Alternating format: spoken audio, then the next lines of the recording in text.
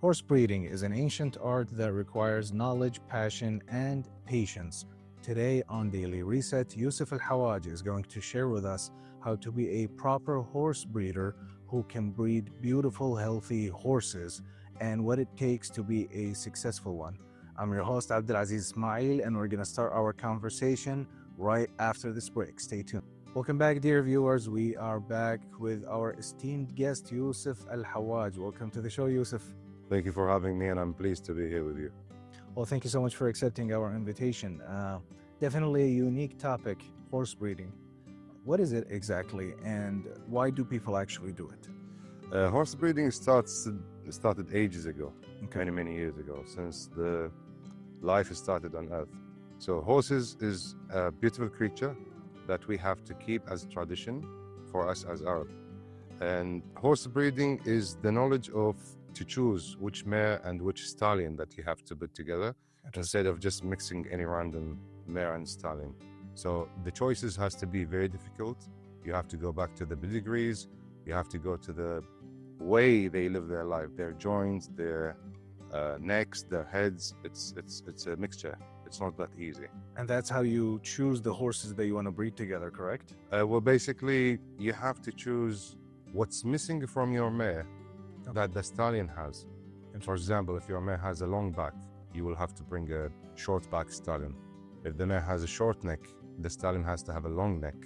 If the head is not something that you like, you have to bring a stallion that has a beautiful head to mix together, and then you have to pray to get something beautiful, basically.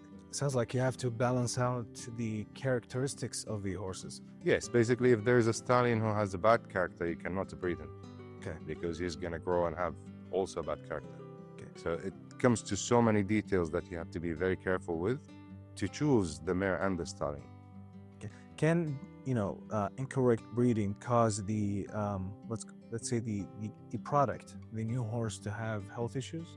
Well, it's a long chain. Okay. So basically, before you choose the stallion, you have to go back to the pedigrees of the mare or the stallion to make sure that they don't match, let's say, 6-7 generations back. Okay. And then you have to choose which stallion is fit for the mare. But also it's more depending on which type of horses you like, which style you like. Some people, they like long, huge, tall Arabian horses, which is the opposite of having Arabian horses.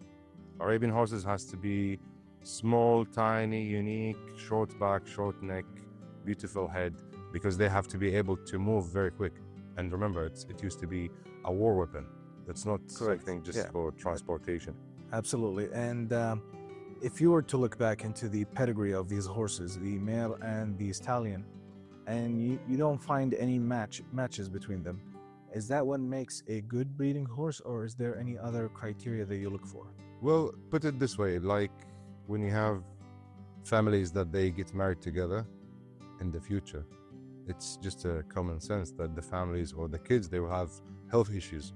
It's the same with the horses. If you keep breeding the same families over and over again, you will have issue with the babies that You're comes bound out. to have health issues with the babies. Okay.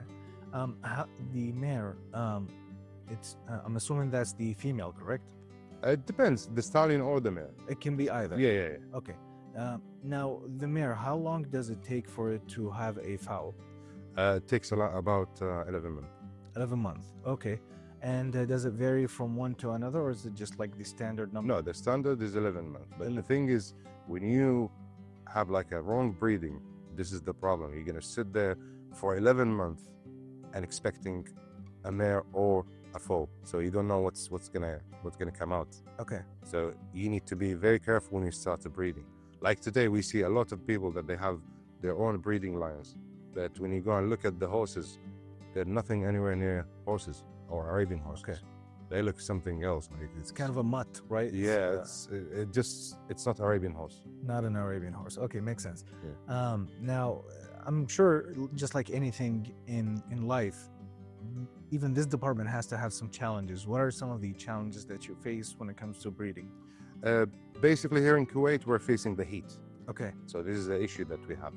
But beside that, you don't have any issues. It's just to keep the mare when she's pregnant in a good health, to feed her properly, to make sure that she's happy and she's enjoying her time. while she's pregnant. This is the difficulties that you will face.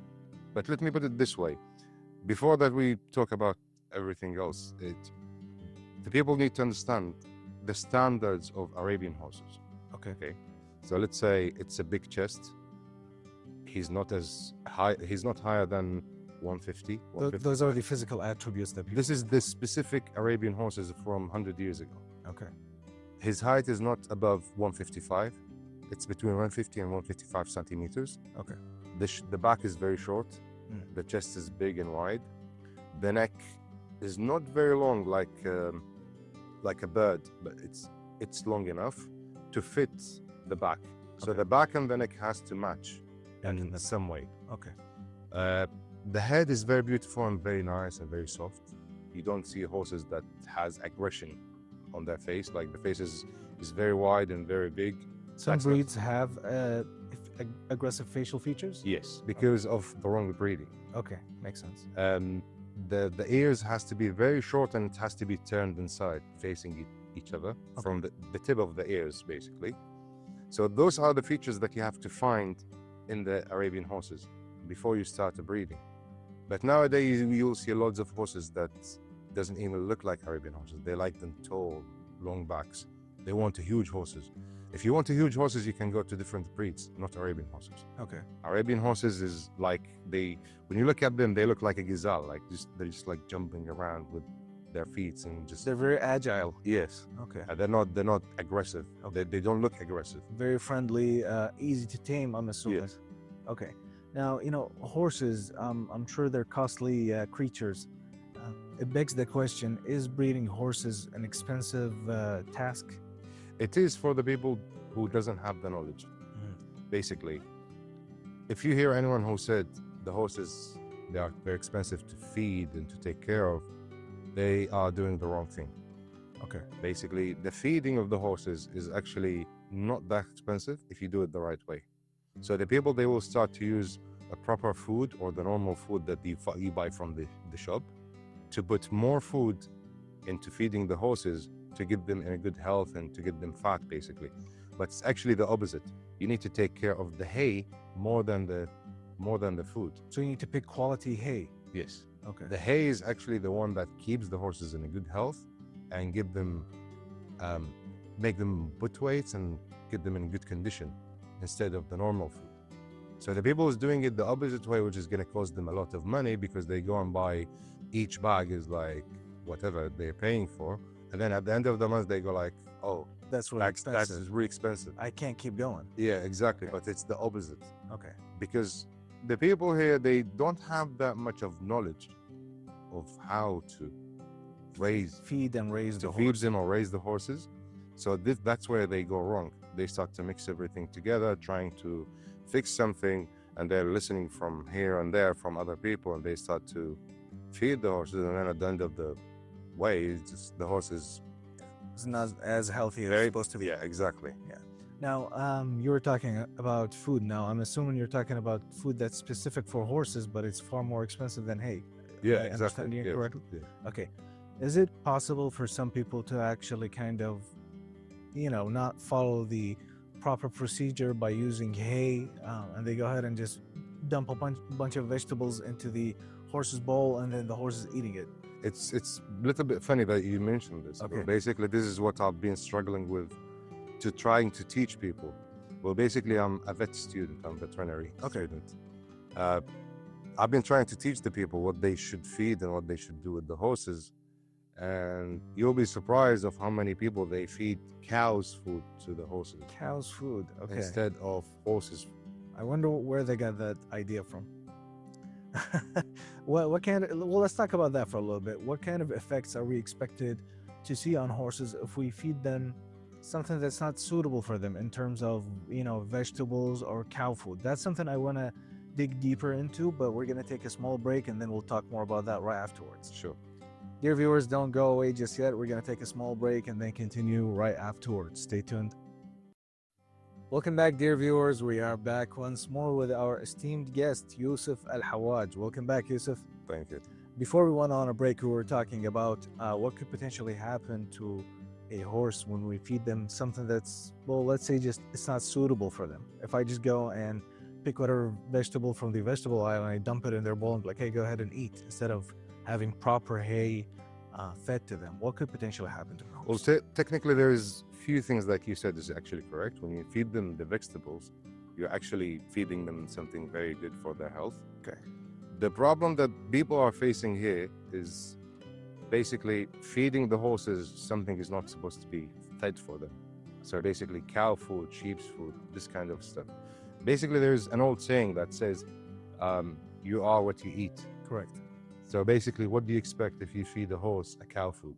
It's not gonna behave like a horse, I'm assuming. He's gonna behave like a horse because he's a horse at the end of the day. Okay. But the thing is, he's gonna look like a cow. Really? Yeah. And okay. But the problem here is the horses, they have different type of degrees when they run. For example, like a car, you can drive the car with 50 kilometers per hour or 80 or 100 or whatever. The horses is the same. They won't be able to adapt to the food to work. Okay. Those creatures are work creatures. Correct. They're not creatures just to put in a box and just sit and watch them. I mean, we Not sit a and watch luxury. them. Yeah, we sit and watch them most of the time because they're very beautiful. Absolutely. And even when you let them out in the arena, they play around and jump, and it's a very beautiful thing to watch. But the thing is, when you put them to work, they won't be able to perform the same way they should. Okay. When they have horse food. For example, I used to have a horse, or I still have the horse, and I was sort of in a challenge with someone that he was saying, this type of food is very good for the horse, etc., etc. I said to him, okay, I will feed the horse what I think is correct, and then we will see. When you spend so much time with your horse, you can even realize if you are very, if you go to specific details with your horse and you understand your horse very well, you can even realize the breathing is changing. Okay. When it changes. Basically, you don't need to wait for the horse to be lame to say the horse has an issue. If you just ride the horse and you know the horse very well, you will understand that the horse has a problem. And this is what I have with my horses. Okay. And when I change the food to the right way of feeding, after let's say 5-6 days of feeding, I was riding the horse breathing was changing. Okay, it was better. It's even sounded better. Everything was sounding correct. Okay. This is the thing. And the horse, he's going to be able to be working for about 3-4 hours. And I tried this with the horses. But when you feed the horses a food that's not supposed to be fed to them, the horse won't be able to finish 30 minutes of exercises.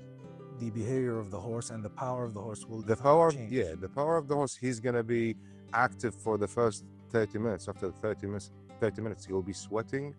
He can't even walk. He's going to be struggling. And you don't basically have a horse. A horse is a creature that spends 16 hours of a freedom, walking and running and doing whatever he wants to do, and 8 hours of sleeping. Okay. You're doing the opposite. You're putting the horse in a box for 16, 18 hours, and then you ride him for 30 minutes because he can't walk with you. Okay, so you're totally changing the horse's life, so to speak. Yeah, exactly. So you need to put the horse to work for 3-4 hours, and then you can say, okay, the food that I'm giving to this horse is not good. I need to change the food. Okay. If the horse can't perform more than 30 minutes, you're doing something wrong. Now, that type of incorrect feeding, what are the effects that it has on breeding horses? When the horse is fed the incorrect diet and then you choose them to, or the inexperienced person chooses them for breeding, what are we expected to see? Well, basically, the mare is going to have issues with her health. Her guts inside is not working very well. She's feeding the baby inside. So basically, you're feeding him something not correct. Okay. And then when he's born, the foal is not going to be in a good health because his mother is not eating very well. Put it this way, let's say there's a pregnant woman who's eating junk food. Right. What's the baby's going to look like? It's not going to be a healthy baby for sure. Exactly. It's the same with horses. This is the thing. The horses is very close with their natural to the human. Okay. Yeah, they're very similar. Yeah, they're very similar, specifically with their way of living. So if anything happens to the human, just apply it to the horse. You'll find it's actually happening to them. The same outcome Yes. is happening for sure. Now, breeding horses, it's a lengthy process. It takes experience, it takes proper experience, not just anything. It begs the question, what is the most rewarding part in breeding horses? Well, the reward is very long. Okay. It takes 7 years. Wow. How Yeah. so? Basically, the horses, when they're born, they change at the age of a year, at the age of 3 years, at the age of 5 years, at the age of 7 years. Their body and everything start to change, even their colors. Okay. Let's say you have a fowl now today, is born today, and then they take the samples and they say he's going to be black horse. But the horse is not going to be black until maybe 4 years or 5 years. Because the hair color will change. Will and keep it'll get changing. Different patches on. Yes, exactly. Okay. So the thing is, when you are breeding horses, it's really complicated, but I'm gonna try to make it as simple For as I sure. can. Yeah, let's simplified version. Okay. So you have a mare, and she gave birth to a small foal. Okay. Okay. This foal is gonna take 3 years to grow up. So you're waiting 11 months. That's the first year, Okay. and then you're waiting another 3 years to see the results of what he looks like. What's it gonna look like? Okay. And then after the 3 years, he have to breed another mare, The same horse. the same horse, Okay. the same fowl that The same fowl. gave birth 3 years ago. Okay. So that's now you are 4 years in timeline, right? Oh, wow. And then you have to breed him. Interesting. And then when you breed him, you need to wait another year. So you're now in 5. In 5 years. Okay. And then when the mare give birth, that's 1 year, 2 years, to get to close enough to see the results of what he's gonna breed, and if he's gonna be approved stallion or not, or you just wasted 7 years of your time. Wow. This is why people, this is why people they go to imperial breeding. What's that? Basically, you have a mare that is being tested, and she gave the good genes to the babies, and then you bring approved stallion who's giving a good genes to the babies, and then you breed them. But when you do the imperial breeding, is basically you're taking the eggs from the mare, and it's that big. It's not big. It's very small. Okay. And then you put it in another mare, and then you keep doing this process for, let's say, 6-7 times per year, and then you have another holders, which is another 6 mares that's gonna hold the eggs, and they gonna get pregnant, and they gonna give birth, and they gonna raise the kids. But they actually the kids of this mare and that stallion, they have all the genetics from them, and that's how you fasten the process. So instead of having, for sure. instead of having one foal per year, you will have 6 or 7 of them, and then you will cut the process of the 7 The years. time will be cut down for Yes, sure. cut down, because you will have 7 of them, and then you will see, okay, this one is good, this one is bad, this is what I need, this is what I don't need. Okay, so you pick and choose from the result that you have. Yeah, exactly. Okay. Now, from what you're saying, it is a very lengthy process, and it sounds like, once again, it doesn't sound like, no, it actually is. It requires a lot of patience. What are the qualities that you look for in a breeding horse? The quality that I'm looking for, the first thing I will think of is their behavior. Okay. How is the stallion behaving? Because he's going to transport those genetics down to the babies, Okay. also on the mare. And then you're going to check the teeth. Let's say if she has upper bite, which is, the teeth is not straight. The top jaw. Yeah, the being top jaw is going to prominent. be, upper bite, which is going to look like this. Okay. Under bite is going to look like this. So this is the... So the bottom lower jaw is jaw. going to be more Yeah. prominent in an underbite. If you have a mare or horse like this, don't breed him. Deformities, you want to stay away from deformities. This is the first thing you can check, because he's going to give those genetics to the baby. You might get lucky and get, let's say, 1 out of 4 or 5 babies that is healthy and he didn't get those genetics, but mainly you'll have something like this. I definitely want to hear more about the qualities that you pick for a breeding horse. However, we're going to take a small break and then we'll continue right afterwards. Dear viewers, we're going to go away for a minute and then we'll continue right afterwards. Stay tuned. Welcome back, dear viewers. We are back once more with our guest, Yousef Alhawaj. Welcome back, Yousef. Thank you.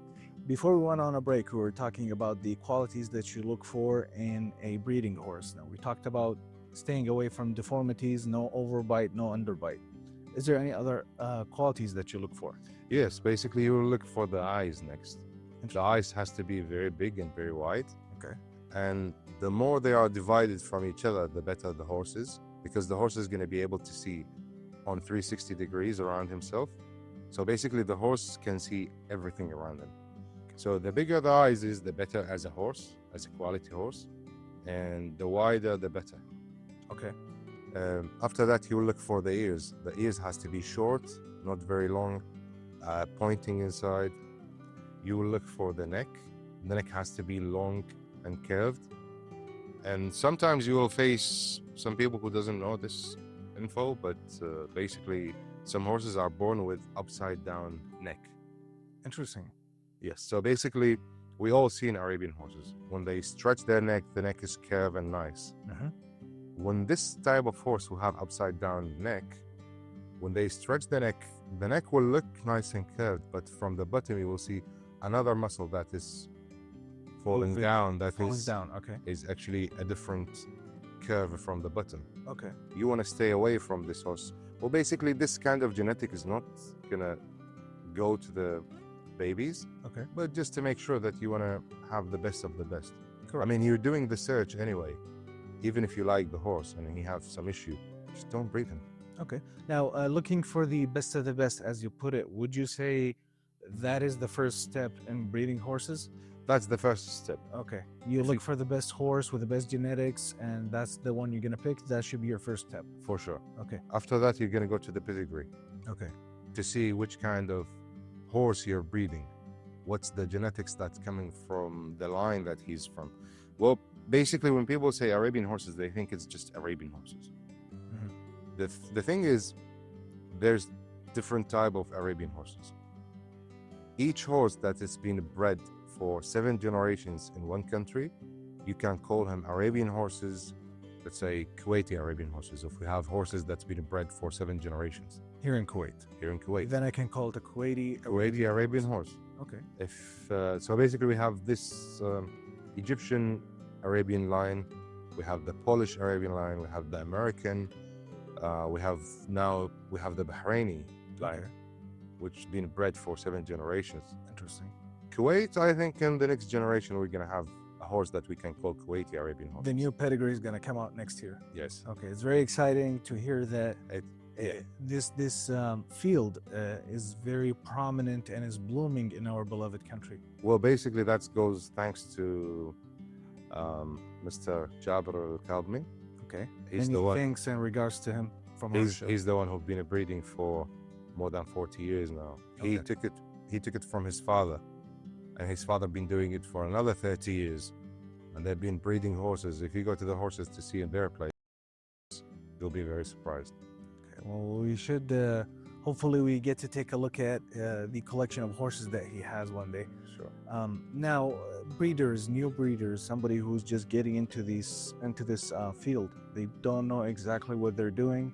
There are potential mistakes that they could make. How can a new breeder learn how to breed the proper way? To breed the proper way, don't look at a horse or stallion and you just say, I like the horse. You need to break down the horse, okay, to see if this horse is basically matching Arabian horses or not. And then instead of just breeding, because I've seen people that breed horses just because of the color of the stallion. It looks good, so they want to breed it. No, the color, they like the color. They like the color, yeah, it looks good to them. And then when the babies is born, they have nothing to do with Arabian horses. It's not an Arabian horse, and they just wasted time. They wasted time just because of the color, just because of what they like.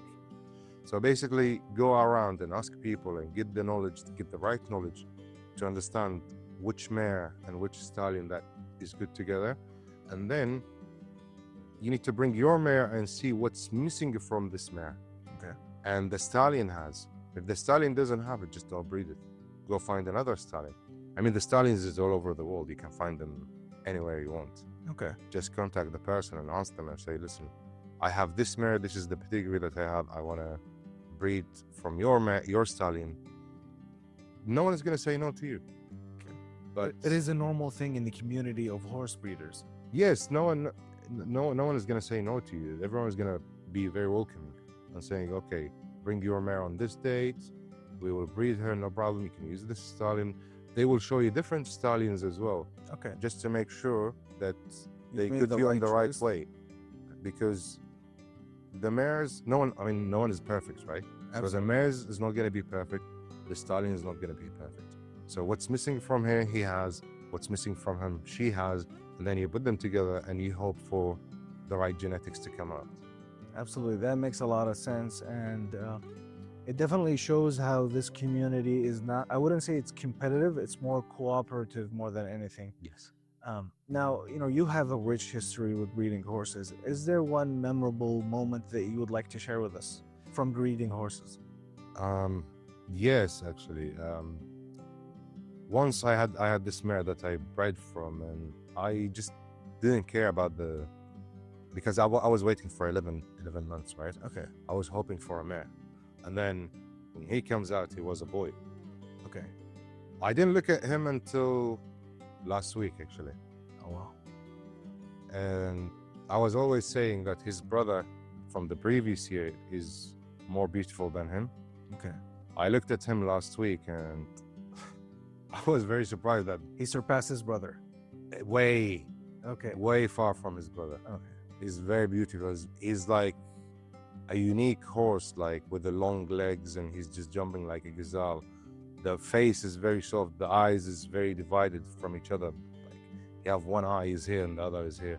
The ears is very short. The neck, as Arabian Egyptian horse, is very long compared to other horses.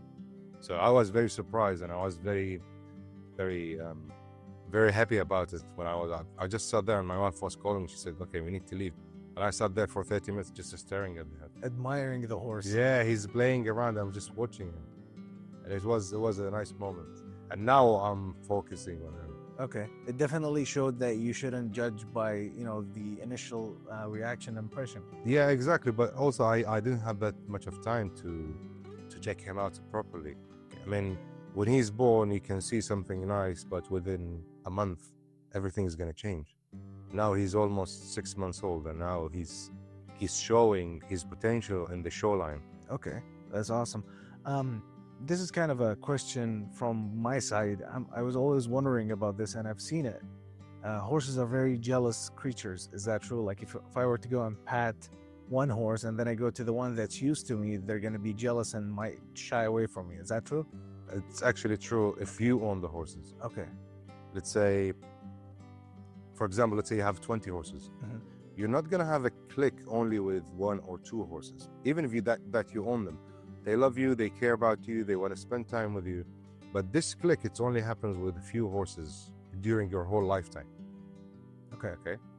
So those type of horses, they get all of them jealous, but those 2 or 3 horses, they will go crazy when they see you petting another horse. They're going to be very jealous. Very jealous. They're going to go crazy. Okay. Now, going back to breeding horses, do you have an advice for sustainable horse breeding for somebody who's just starting or somebody who's in it already?